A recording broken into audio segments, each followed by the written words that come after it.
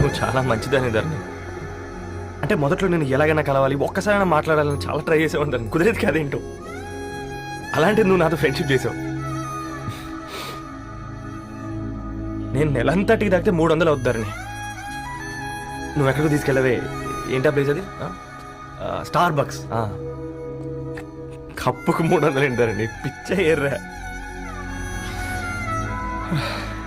ఈ చుట్టూ మా వీధిలో కట్ చేస్తే 50.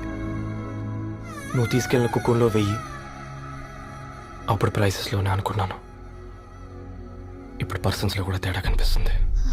రవి, నేను అసలు ఎందుకు చెప్పాల్సి వచ్చిందంటే అది ఈ కారణాలు నీకుంటే ధరణి. నేను చదువుకున్నాను, బీటెక్ చేశాను తెలిసాక నాకు దగ్గర నేనే నోటీస్ చేయలేదు. కరెక్ట్. ఒక ఫోన్ కొనిస్తే గిఫ్ట్ అనుకొని సంబరపడిపోయానే.